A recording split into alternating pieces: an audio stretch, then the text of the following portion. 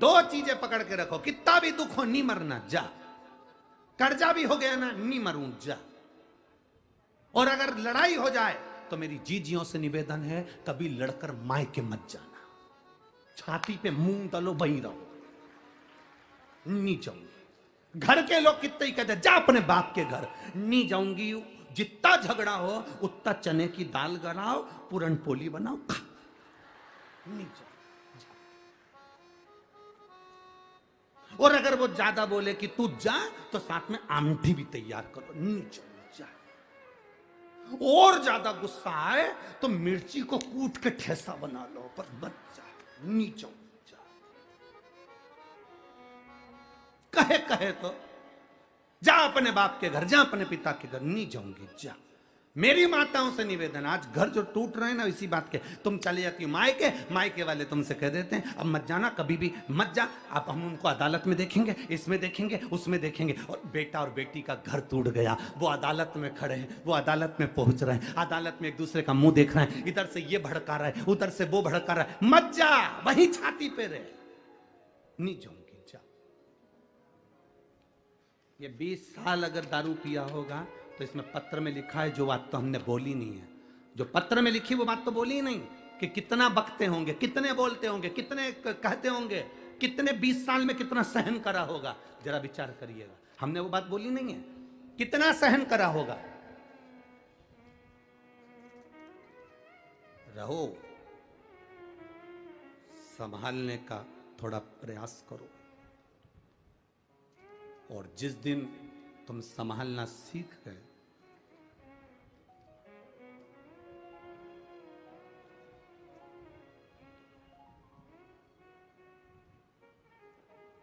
सफलता इश्क से नहीं मिलती है, सफलता रिस्क से मिलती है। अगर इश्क से सफलता मिल जाती तो बात दूसरी थी। सफलता तो रिस्क लेते हैं जब हम कंपटीशन में उतरते हैं, दुनिया का दबाव पड़ता है, टेंशन आती है, बहुत चिंताएं आती हैं, तब सफलता मिलती है। इश्क करने से सफलता नहीं मिलती, रिस्क लेने से सफलता मिलती है।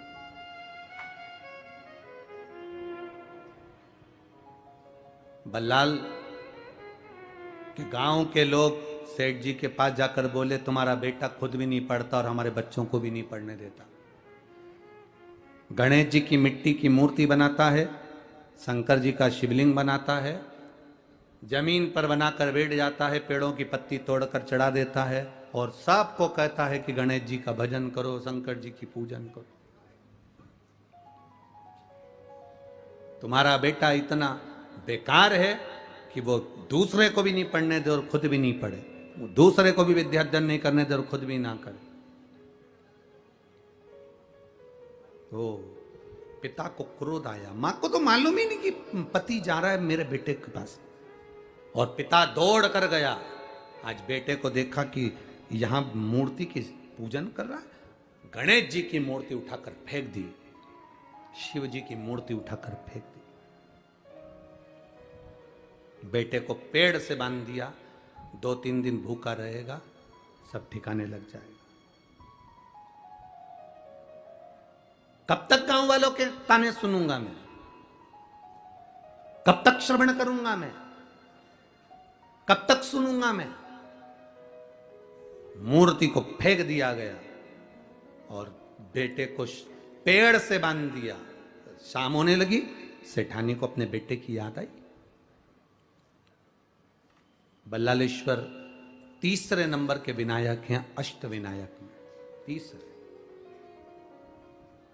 सेठानी को अपने पुत्र की याद आती है, और सेठानी को जब पुत्र की याद आई तो उसने अपने पति से, सेठ जी से कहा, सुनो जी स्वामी, मेरा बेटा नहीं दिख रहा, मेरा बेटा ना जाने कहां चले गया, ढूंढ रही हूं, मिल नहीं रहा, वो विद्यालय से भी नहीं आया, वो ना जाने कहां रह गया, गुरु घर पूछ के आई हूं, गुरु घर पे भी नहीं मिला, मेरा बेटा कहां,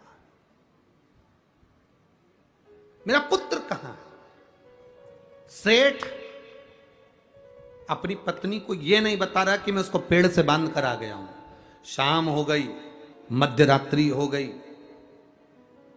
मध्य रात्रि हो गई, पूरी रात निकल गई, सुबह हो गई, सेठानी को नींद ना आई क्योंकि मेरा पुत्र ना जाने कहां गया है। अब एक बात बताओ आप, एक मां को बेटे की जितनी चिंता होती है, उतनी ही चिंता, उतनी ही बेचैनी उस परमात्मा को भी अपने भक्त की होती है।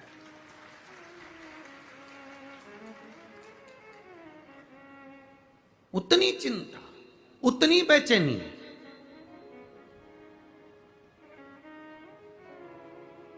उस परमात्मा को भी होती है, अपने भक्त की होती है।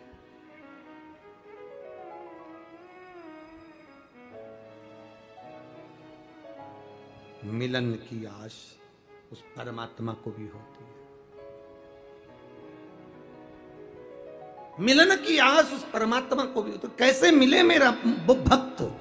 मां जितनी बेचैन हो रही है अपने पुत्र से मिलने के लिए। एक रात हो गई, रात बड़ी भारी निकलती है, जब बेटा नहीं दिखे, छोटा सा बेटा, मात्र 8 वर्ष की आयु जिसकी, और वो बेटा ना दिखे तो मां की हालत क्या होगी? पिता चैन से सो रहा है क्योंकि उसको मालूम है मैं बांध कर आया, उसको मालूम है मेरे पेड़ से बांधा है, पर मां मां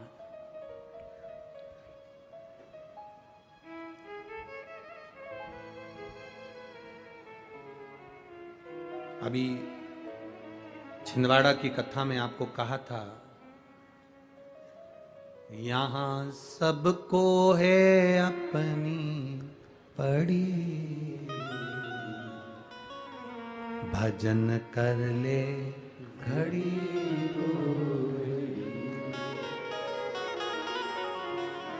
यहां सबको है अपनी पड़ी, भजन कर ले घड़ी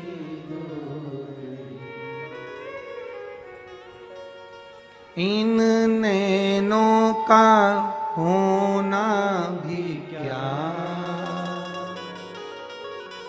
इन नैनों का होना भी क्या, जिन नैनों से, जिन आंखों से हमने भगवान का दर्शन ही नहीं किया तो उन नैनों से क्या फायदा?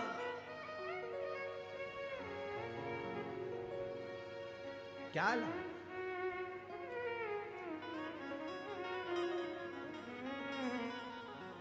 मिले जो समय, मां बेचैन, पिता को मालूम था मैं पेड़ से बांध कर आया हूं, पूरा रात, सुबह हो गई, आज मां किससे कहे कि मेरा बेटा नहीं मिलता, मेरा बल्लाल नहीं मिल रहा, मेरा बेटा नहीं मिल रहा।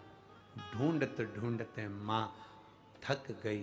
तब उस मां ने जो पहले करती थी आज वो किया, शिवलिंग का निर्माण, पार्थिव शिवलिंग का निर्माण कर कर गणेश जी की मट्टी की मूर्ति बनाकर उसकी पूजन के लिए बैठ गई। और जो बैठी और बस विनय करा, मेरे बाबा आपका बेटा चले गया था तो आप लेकर आए थे, षडानंद कार्तिक चला गया था श्री सेलम पर तो आप लेकर आए थे, गणेश का सिर कट गया था तो आप लेकर आए थे। बाबा अब मैं किससे कहूं, आपके बेटे को आप लेकर आए हो तो आपका बेटा मेरे बेटे को लेकर आएगा, ये मेरा भरोसा कहता है, ये मेरा भरोसा कहता है, ये मेरा विश्वास कहता है, ये मेरी दृढ़ता कहती है।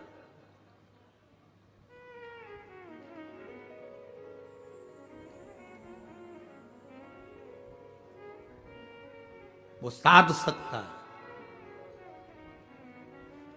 पिता बेटे को इतना बोल्ड बनाए कि जब घर में बहुत बहुत ध्यान देना, पिता अपनी बहन को कुछ दे रहा है कि नहीं दे रहा उससे मतलब नहीं, पर भतीजे जो हों वो भतीजे ऐसे ऐसे मेहनत करने वाले हों, जब बुआ आए तो भतीजे शान से अपने घर में अपनी माँ से कह सके मम्मी राखी पे बुआ आने वाली है, उसको 2 साड़ी देना, एक पिता की तरफ से भतीजे की तरफ से।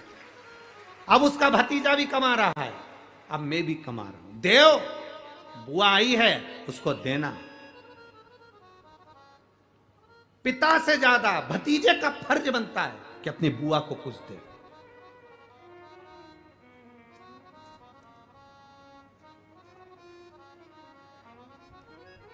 वो तो दुनिया के लोगों ने बुआ का नाम बदनाम कर दिया। वो प्रहलाद की जो बुआ थी, उसने, दुनिया के लोगों ने कहानी गलत गढ़ दी, पूरी कहानी गलत बताई। अगर दुनिया के लोग सही कहानी बताते तो भतीजा और बुआ का संबंध खराब नहीं होता। कहानी गलत थी ना। लोगों ने कहा, हिरण्यकशिपु ने अपनी बहन से कहा, बहन तू अपने भतीजे को गोदी में रखकर बैठ जा और चादर ओढ़ कर बैठ जाना, तू बच जाएगी, तेरा भतीजा जल जाएगा। तो बुआ भतीजे को जलाने के लिए गोदी में लेकर बैठी। बोलो सही है कि गलत है? लोगों ने कहानी गलत बताई। होलिका, लोगों ने कहा उसने अपने भतीजे को जलाया। पहले तो होलिका का नाम तो निकालो कि होलिका का नाम क्या है।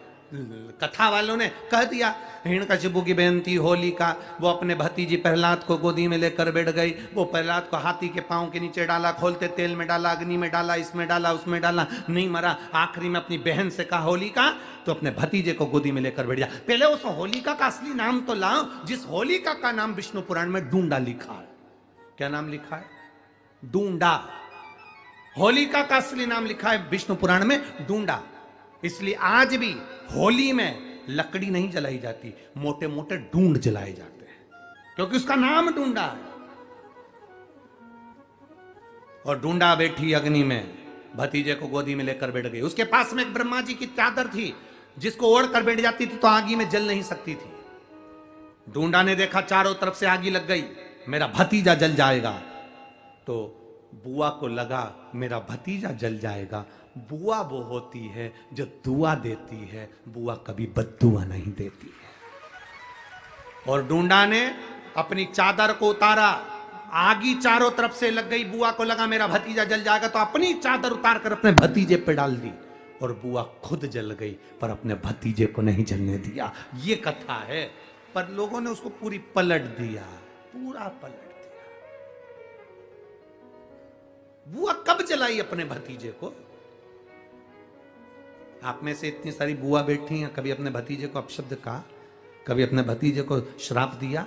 कभी अपने भतीजे को बद्दुआ दी? नहीं। जब भी बोलती हो मेरा भतीजा खूब फले फूले, भगवान कृपा करे मेरे भाई जैसा नाम कमाए, मेरा भैया कितना नाम कमाता वैसा मेरा भतीजा नाम कमाए, तो भतीजे को चाहिए जब बुआ घर में आए तो अपने मम्मी पापा से कहना, पापा मम्मी 2 साड़ी देना, क्योंकि अब मेरी नौकरी लग गई है, मैं कमाने लगा हूं, मैं कमा रहा हूं, इसलिए मम्मी एक काम करना, 1 साड़ी पापा देंगे अपनी बहन को और 1 मैं दूंगा अपनी बुआ को। तो मम्मी कहेगी तू अपनी बहन को देना, बुआ को क्यों दे रहा है? तो कह देना अगर आज मैं दूंगा तो उसके भी भतीजे उसको देंगे। ये हमारे यहां क्रम चालू होना चाहिए।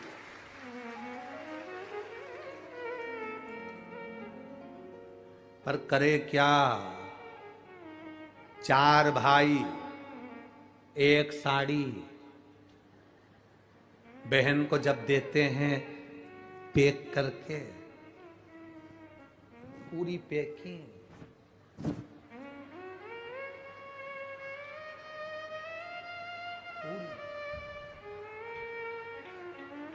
अच्छी बढ़िया वाली साड़ी। अगर ढीली ढीली दिखे तो उसमें कपड़ा भी फंसा दे, कागज जोड़ और पैकिंग करके, और 4 भाई 1 साड़ी। चारों भाई राखी बनवाने के बाद ऐसे हाथ लगा के देते हैं जैसे पूरे पुणे की प्रॉपर्टी दे रहा है, पूरे पुणे की प्रॉपर्टी।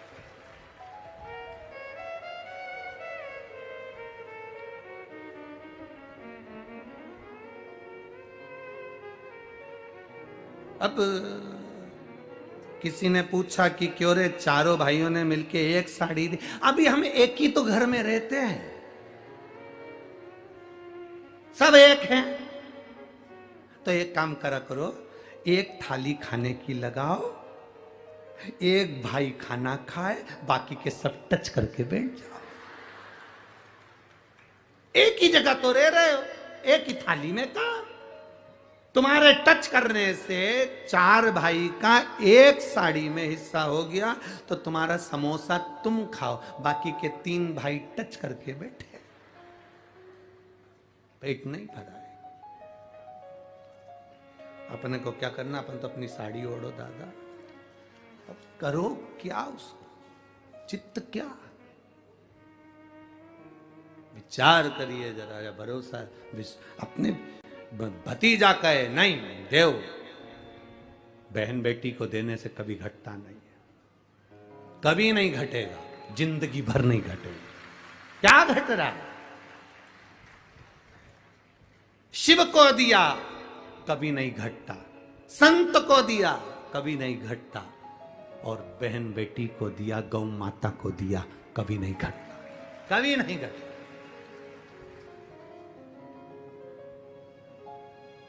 अभी हम कल की बात है, हम यहाँ पर जहाँ ठहरे हैं वहाँ पर बहुत सुंदर पर्यावरण है, बहुत सुंदर पेड़ पौधे लगे, तो हमने विजय भाऊ से कहा, अब शंकर भाऊ से तो मिलना होता नहीं ज्यादा, तो विजय भाऊ पकड़ाई में आ जाते।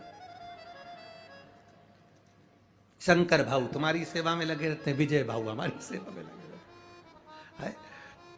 अब और वो लक्ष्मण भाऊ के जितने बच्चे हैं वो भी तुम्हारी सेवा में लगे रहते, तो फुर्सत। अब वो विजय भाऊ से हमने कहा, भाऊ तुम्हारे यहाँ पेड़ पौधे बहुत अच्छे लगे हैं, और हमने सुना है कि तुम पेड़ पौधे बहुत अच्छे लगाते हो, तो एक काम करो ना, कुबेर भंडारी ने तुमको बुलाया है कुबेरेश्वर धाम, थोड़े पेड़ पौधे वहां भी ना लगा दोगे? कुबेरेश्वर बाबा सेवा कम देता है, पर देता है तो दम से देता है। तो हमने उनसे कहा तुम यहाँ पेड़ पौधे लगाते हो, थोड़ा कुबेर भंडारी पर भी आओ, कुबेरेश्वर धाम बाबा के धाम, वहाँ पर भी थोड़े अच्छे बड़े बड़े पेड़ लगाओ, बेलपत्री के लगाओ, बाबा को सुंदर आनंद आए। छोटा मोटा अब इतने बड़े बड़े पौधे लगा देते हैं, तो वो जो माता कंकर शंकर की पूजन करने आती है वो पेड़ पौधे ही उठा के ले जाती है। तो हमने उनसे कहा कम से कम 15-15, 20-20 फीट का पेड़ लेकर आओ, और कम से कम कुबेरेश्वर धाम पर लगा, थोड़ा बड़ा तो लगाओ। अब वहां पर जो वृक्षारोपण करने आते हैं वो उसी में कहा ले, जैसे एक नेताजी एक बगीचे में पौधा लगा के जाते हैं, तीसरे दिन बकरी छाड़ जाती। तो करो क्या इतना छोटा सा पौधा का, बड़े बड़े लाओ। तो तुम लगा सकते हो कि मां पनपे, थोड़े दिन अपने घर पे उसको बड़ा करो, तो लाओ। तो विजय भाऊ बोले, गुरुजी आप चिंता मत करो, बाबा ने अगर बुलाया है कुबेर भंडारी ने, तो मेरा भाऊ लक्ष्मण भाऊ, उसका भी एक आनंद होगा, और कुबेर भंडारी के बगीचे में हम भी पौधे लगाएंगे। ये बाबा की आनंद था। शंकर भाऊ, विजय भाऊ, हम तो यही कहेंगे, मिले सेवा करो, दिल से करो। बहन बेटी को दिया घटता नहीं, गौ माता को दिया घटता नहीं, संत सन्यासी को दिया घटता नहीं, और अपने माता पिता को दिया कभी नहीं घटता, क्योंकि माता पिता मरने के बाद तुझे ही देकर चले जाते हैं, तुझे स्वयं देकर जाएंगे। क्या एक रात पूरी हो गई, मां बेचैन हो गई, जितनी मां बेचैन होती है उतना भगवान बेचैन होता है। कह दिया मां ने, पार्थिव शिवलिंग का निर्माण कर कर, पार्थिव गणेश का निर्माण कर कर, प्रार्थना कर कर कहा, शंकर भगवान आप अपने पुत्र को लाए थे, और आपका पुत्र मेरे पुत्र को लाएगा। जवाबदारी आपके पुत्र की है, जवाबदारी आपके बेटे की है। जब बेटों पर जवाबदारी आती है तो फिर वो जवाबदारी बड़ी प्रबल होती है, बड़ी प्रबल। शिवलिंग बना लिया, गणेश बना लिए, पूजन में लग गई। सेठ आया, सेठ ने आकर अपनी पत्नी सेठानी से कहा, मुख से कहा, तेरा बेटा भी यही करता था, तेरा बेटा यही काम करता था, और तू भी यही कर रही। ये माता के गर्भ के संस्कार है, ये हमारे संस्कार हमारे बच्चों में आते हैं।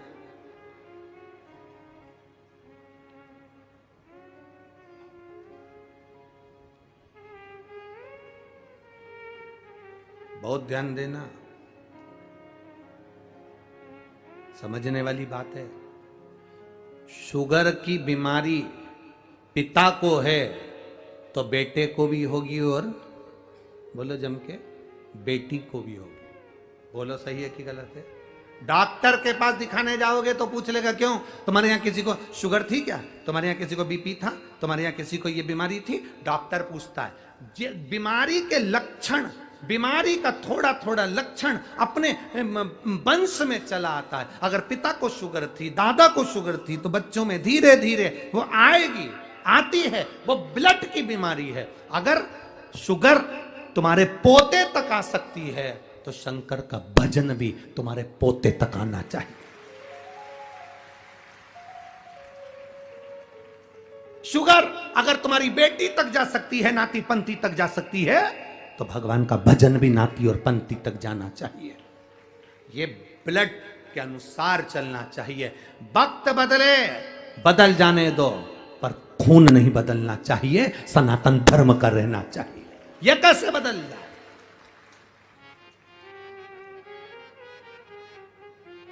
अपना रक्त नहीं बदलना चाहिए। लोग कहते हैं अरे तुम्हारे सनातन धर्म में, तुम्हारे हिंदू धर्म में, तुम्हारे सनातन धर्म में क्या रखा है? जबरदस्ती के ढोंग प्रपंच लगा कर बैठे हो।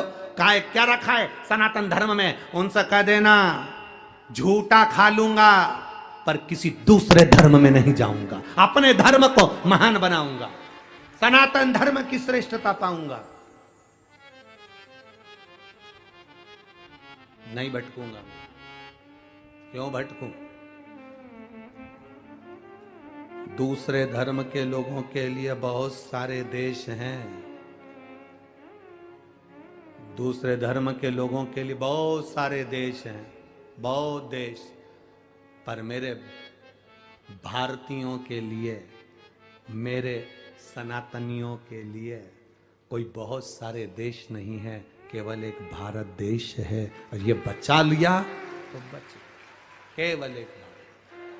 अगर दूसरे धर्म के लोग अगर यहां से चले भी जाएंगे तो दूसरे देश में पहुंच जाएंगे, क्योंकि उनके देश बसे हुए हैं, उनके देश, उनके धर्म के देश बसे हैं। पर कोई भारतीय देश, कोई भारतीय देश एक आध बता दो, एक आध देश का नाम बता दो जो भारतीय हो, जो सनातनी हो। सनातनियों के लिए, भारतीयों के लिए केवल एक देश, और ये भारत देश, इसके सिवा कुछ नहीं। कहां जा? अपना घर छोड़कर कहां जाओगे? इसी में रहना है। चंदन है इस देश की माटी, तपोभूमि हर ग्राम है, हर बाला देवी की प्रतिमा, बच्चा बच्चा राम है। हर एक में परमात्मा समाया। ये केवल एक भारत ही तो ऐसा है, केवल भारत। यहां पत्थर को भी प्राण दिया जाता है और उसकी प्राण प्रतिष्ठा करी जाती है, वो भारत के सिवा कहीं नहीं होता। पत्थर को भी प्राण दिया जाता है, वो भारत के सिवा कहीं नहीं होता। बाजार में जाओगे, गणेश जी की मूर्ति मिल रही है, मिल रही कि नहीं मिल रही? अरे बोलो जम के जरा। बाजार में जाओगे, गणेश जी की मूर्ति मिल रही है, खड़े हो जाओगे, माताएं खड़ी हो जाएगी। क्यों? वो गणेश कितने का है? 551 रुपए का। ओ, इतना बड़ा तुमने अभी आगे देखा था? वो तो 351 में दे रहा था। हम भगवान को नहीं खरीद रहे हैं। अभी हम केवल मूर्ति को, केवल जिस व्यक्ति ने उसका निर्माण करा, हम केवल उस मूर्ति को खरीद रहे हैं। हम अभी भगवान को नहीं खरीद रहे हैं। 500 में क्या भगवान मिल जाएगा? 300 में क्या भगवान मिल जाएगा? 400 रुपए में क्या भगवान मिल जाएगा? 200 रुपए में क्या भगवान मिल जाएगा? इतनी सारी मूर्तियां गणेश जी की मिल रही हैं, इतनी सारी मूर्तियां गणेश जी की बिक रही हैं। हम भगवान को नहीं खरीद रहे, हम तो केवल मूर्ति खरीद रहे हैं। भगवान तो तब होगा जब हम उसको खरीद कर घर में लाएंगे, स्वस्तिक बनाकर बिठाकर पूजा करेंगे, उसमें हम प्राण देंगे 10 दिन के लिए, तो वो प्राण प्रतिष्ठा हो जाएगी। ये गुण केवल भारतवासियों को आता है। ये गुण केवल भारत वालों को आता है, इसके सिवा किसी को नहीं आता। कोई देश ऐसा नहीं है जो पत्थर में प्राण दे दे, पर भारत ऐसा है जो पत्थर में भी प्राण दे देता है। वो भारतीय पत्थर में प्राण देता है। और 10 दिन हम गणेश जी महाराज की आराधना, पूजन, अर्चना खूब दिल से करते हैं। और ये वो भारत है जब गणेश जी की वो फिर जो 200 रुपए की मूर्ति तुम आकर रहे थे, वो जब जाता है तो आंख में आंसू आता है। इसी को प्राण प्रतिष्ठा कहते हैं, इसी को सनातन धर्म कहते हैं। ये सनातन धर्म, जब वो जाता है तो दिल रोता है। बाबा, ओ बाबा गणेश जी, गणपति बब्बा, मोरिया, ऊर्जावर्षी, कब आओगे वापिस? फिर दिल रोता है, 10 दिन में बच्चे रोते, परिवार रोता। कहां ले जा रहे? विसर्जन, विसर्जन। प्राण दे दिए, ये भारत का मूल तत्व है।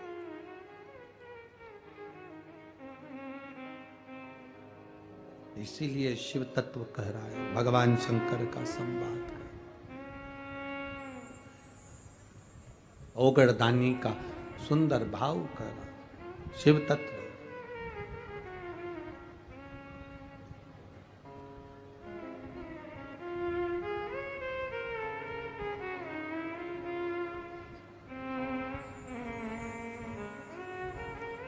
और जब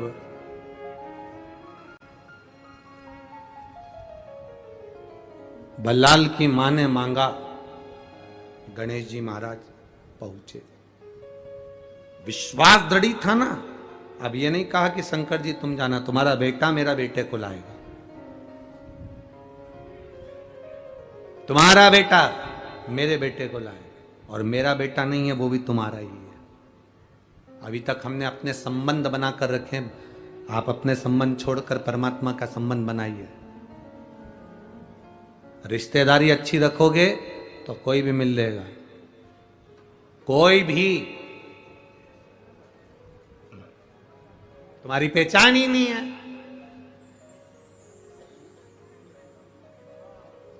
तुम्हारी पहचान नहीं। अच्छी पहचान तो बनाओ पहले। विधायक जी के यहां गए, आमदार के यहां गए, खासदार के यहां गए, और तुमने जाकर कहा जरा खासदार जी से बोल दो ना, अरे जरा आमदार जी से बोल दो ना, सांसद जी से बोल दो ना, मंत्री जी से बोल दो ना, बिमला बाई आई है, बोलो ना। इतने में तो दरवाजे पर खड़ा हुआ द्वारपाल भगा देगा, चल उधर बिमला बाई आई है, वहां चल, जाओ यहां से। और तुमने जाकर कह दिया आमदार से कहो, खासदार से कहो, मंत्री जी से कहो, बिमला आई है, उनकी मौसी, जाओ बोल के आओ। और अंदर सूचना गई, तुम्हारी मौसी है कोई बिमला, जलगांव में रहती है, हाउ आई है, बुलाओ। आमदार खासदार मंत्री जी के अंदर लाओ, जल्दी लाओ, मेरी मौसी है, अंदर बुलाओ उसको, बुलाओ। तुमने कह दिया मौसी आई है तो तुरंत अंदर लिया, तुमने कहा केवल विमला आई है, दरवाजे से भगा दिया। भगवान शंकर से तुम ऐसा संबंध बनाना, तुम्हारी रिश्तेदारी ऐसी बनाना कि जैसे यमराज आए और इतने में तुम्हारे मुख से निकल जाए, बुलाओ। कह दो भोलेनाथ जी को, कह दो यमराज को, किसको लेने आया है, किसको? तो कह तुझे लेने आया हूं, जा पहले शंकर भगवान से पूछ किया मेरा संबंध क्या है, रिश्तेदारी क्या है। अकाल मृत्यु वो मरे जो काम करे चंडाल का, काल उसका क्या बिगाड़े जो भक्त हो महा। क्या बिगड़ेगा? इसीलिए ऐसा डमरू बजाया,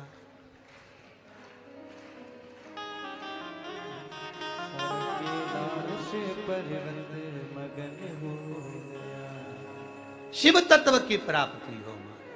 तेरे डमरू की धुन सुन के मैं काशी नगरी आई हूँ, तेरे डमरू की धुन सुन के मैं काशी नगरी आई हूँ, तेरे डमरू की धुन सुन के मैं काशी नगरी आई हूँ, तेरे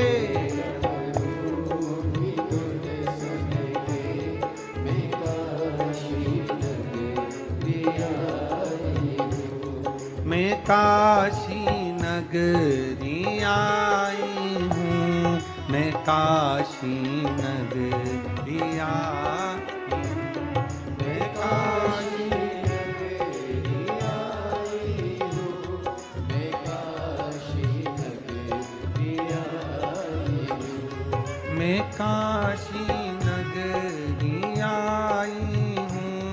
मैं काशी नगरी आई हूँ, मैं काशी नगरी आई हूँ। आओ से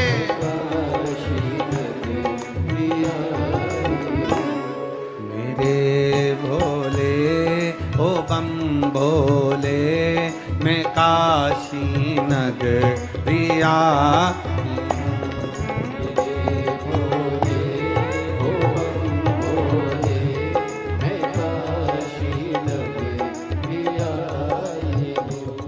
तेरे डमरू की धुन सुन के मैं काशी नगरी आई हूँ।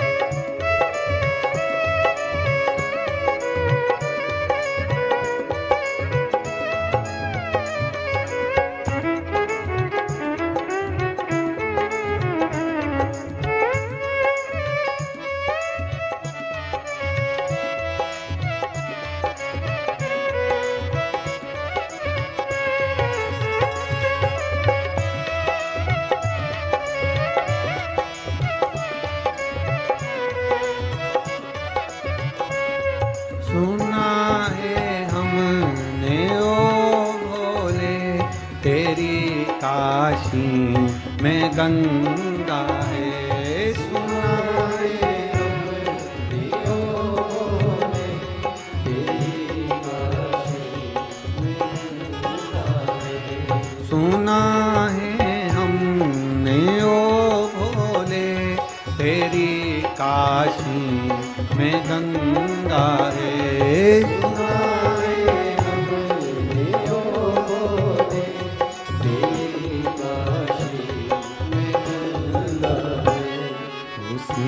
गंगा को नहाने को मैं काशी नगरी आई हूँ।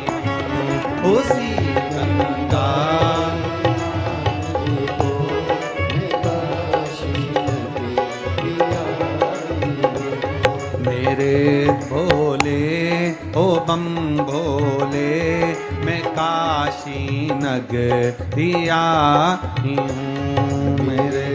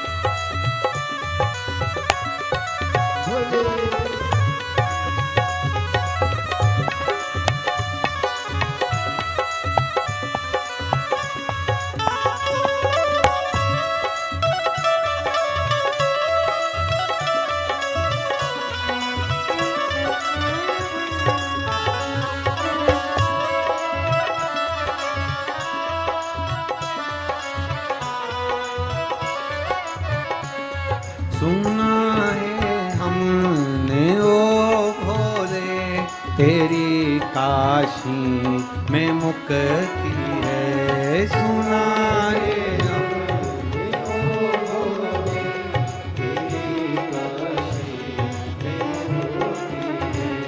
सुना है हमने ओ भोले, तेरी काशी में मुक्ति है। सुना है हमने ओ भोले, तेरी काशी में मुक्ति है। उसी मुक्ति को पाने को मैं काशी नगरी आई हूँ। उसी मुक्ति को पाने को मैं काशी नगरी आई हूँ। मेरे भोले ओ बम भोले, मैं काशी नगरी आई हूँ।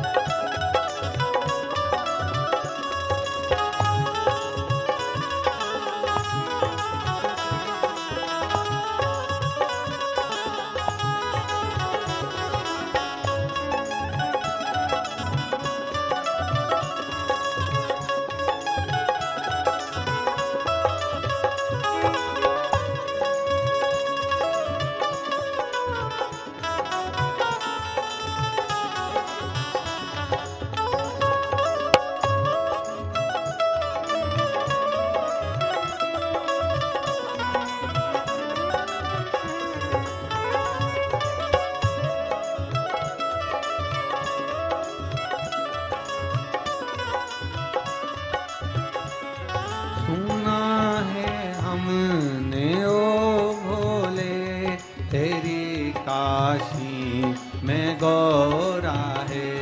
सुना है हमने ओ भोले, तेरी काशी में गौरा है। सुना है हमने ओ भोले, तेरी काशी में गौरा है।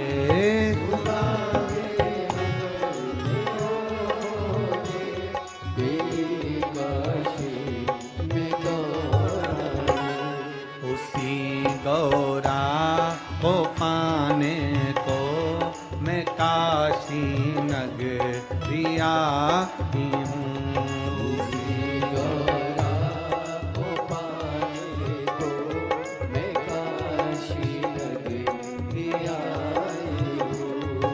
मेरे भोले ओ बम भोले, मैं काशी नगरी आई हूँ। मेरे भोले ओ बम भोले, मैं काशी नगरी आई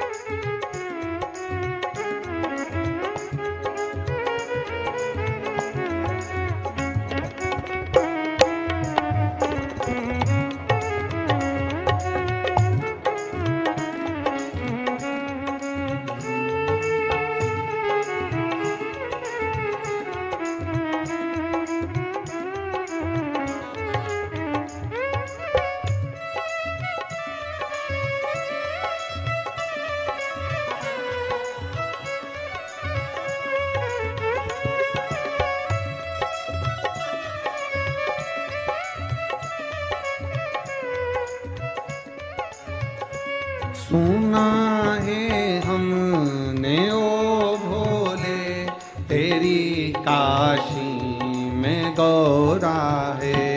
सुना है हमने ओ भोले तेरी काशी में गौरा है। सुना है हमने ओ भोले तेरी काशी में गौरा है।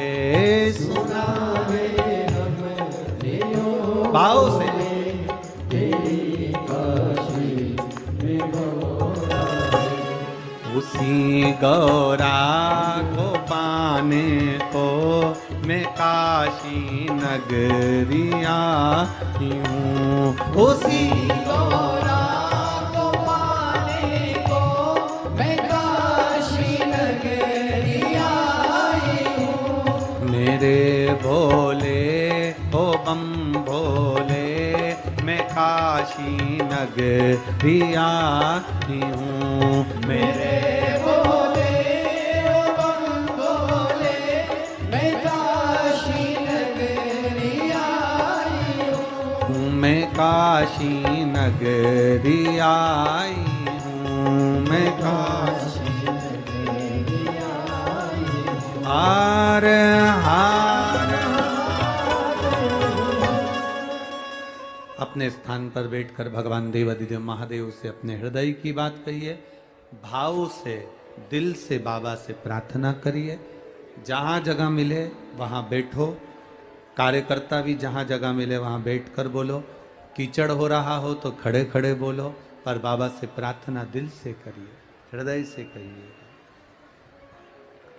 आज गणेश चतुर्थी भी है, भादो का महीना भी है और अष्टविनायक शिव महापुराण की कथा भी चल रही है, तो दिल से बाबा से प्रार्थना करिए।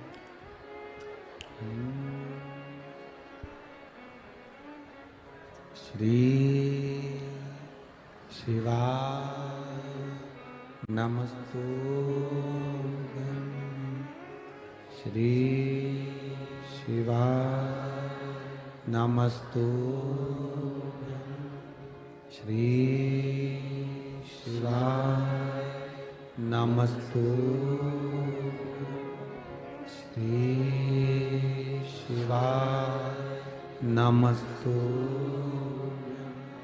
श्री शिवाय नमस्तुभ्यं। भोला सब दुख काटो ओ भोला सब दुख काटो। शिव शंकर जपूं तेरी माला, भोले बाबा जपूं तेरी माला। भोला सब दुख काटो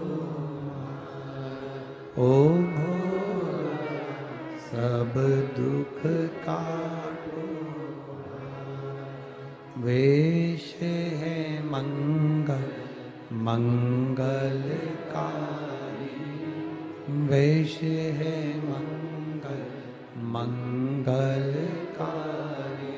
शमशान वासी हमारा, शमशान वासी हमारा। ओ भोला सब दुख काटो ओ भोला सब दुख काटो। शिव कथा कह रही है, बल्लाल को ढूंढने के लिए माँ ने जो प्रयास किया, बाद में शिव की शरणागति ली।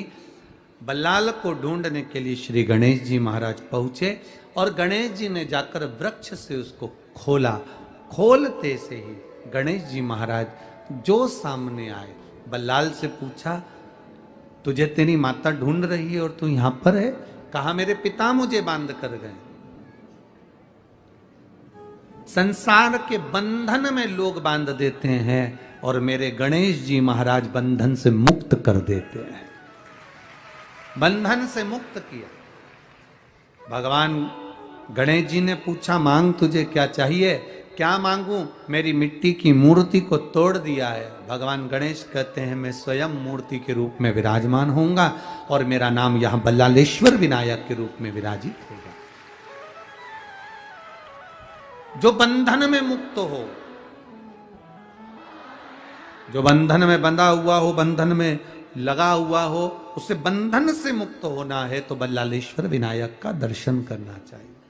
अष्ट विनायक में तीसरे नंबर के विनायक है बल्लालेश्वर। चौथे नंबर पर वरद विनायक आ जाते हैं, जो दिन रात अपना द्वार खोलकर वरदान देते रहे, दिन रात। और महाराज एक ऐसे राजा जिनके घर में संतान का सुख नहीं है, जब हर तरह से व्यक्ति हारे तो परमात्मा की शरणागति क्यों नहीं जाता? एक पत्र एक बेटी ने लिखा है,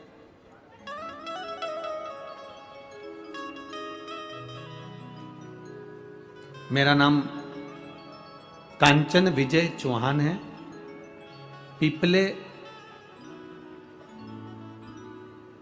गुक से आए हैं। कहीं बैठे हो तो हाथ हिला सकती हैं, अगर कहीं बैठी हो तो हाथ हिला सकती हैं। मेरा नाम कंचन, आप ही हैं? हाँ, एक बार हाथ हिला दीजिए। मेरा नाम कंचन विजय चौहान है, मैं पिपले गुक से आई हूं। मैं पिपले गुरव, तुम समझ गए ना? तो मूल है तुम्हारा, समझ ना हो, फिर भी बाबा की कृपा, पिपले गुरव से आए। ठीक है, सही पकड़े? हाँ ठीक है। गुरुदेव, मैं लोगों के बहकावे में आकर सनातन धर्म को छोड़ दिया था और क्रिश्चियन धर्म में पहुंच गई थी। गुरुदेव, सनातन धर्म को लोगों ने इतना कहा तो मन मेरा बदल गया और मैं दूसरे धर्म की ओर पहुंच गई। पर गजब की शिव पुराण है आपकी कि क्रिश्चियन धर्म से वापिस सनातन धर्म में लिया ही मुझको। गुरुदेव, मेरी बेटी गर्भ में ही बीमार थी, गले में गांठ थी, दिल में 7 mm का छेद था, जुबान मोटी थी। डॉक्टर ने कह दिया था तुम्हारा गर्भ में जो बच्चा है वो ठीक नहीं है, उस बच्चे को मत रखो। पर तुम्हारा बच्चा 5 साल से ज्यादा जीवित नहीं रह पाएगा, उस बच्चे को मत रखो, उसके हृदय में छेद है 7 mm का, शरीर में गले के अंदर एक गांठ है, जीवान उसकी मोटी है, आप उसको मत रखो। फिर भी मैंने उस बच्चे को जन्म देना चाहा। जब बच्चा गर्भ में था तो मेरी माता ने भी कहा तो चिंता मत कर, बाबा का भजन कर। मेरी माँ शिव की कथा में अपने दिल को लगाती है बाबा, उन्हीं माँ ने आपकी कथा सुनना बताया और मैंने सुनना प्रारंभ करा। बच्चे का जन्म हुआ, उसके दिल में 7 mm का छेद, गले में गांठ, जीवान मोटी, जिसका मैं फोटो भी लगा रही हूं। मेरे बाबा के भरोसे रहो। मेरी माँ ने कहा अगर बेटी को इतनी तकलीफ है तो तू और बेटी दोनों टीवी के सामने बैठकर कथा सुना कर। मैं मानने को तैयार नहीं, क्योंकि हम इसको माने कैसे, हम तो चेंज हो गए। पर दुख का व्यक्ति क्या ना करता। मैंने विश्वास कर कर आपकी कथा सुनना प्रारंभ करी। डॉक्टर ने 1 साल तक ऑपरेशन करने के लिए कहा और इसके हृदय के छेद का ऑपरेशन होना है और इसके गले में जो गठान है उसका ऑपरेशन होना है और जीवान जो मोटी है उसका ऑपरेशन होना है। बच्ची का फोटो आप लोग टीवी चैनल पर लाए हो, बच्ची को ले आओ जरा, अगर बच्ची आई हो तो लेकर आओ, उसको ले आओ।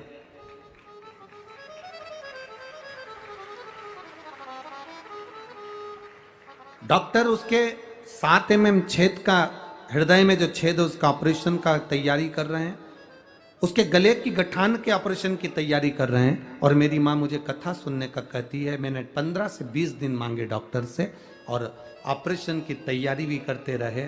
और आपका जो मंत्र है श्री शिवाय नमस्तुभ्यम जपते रहे।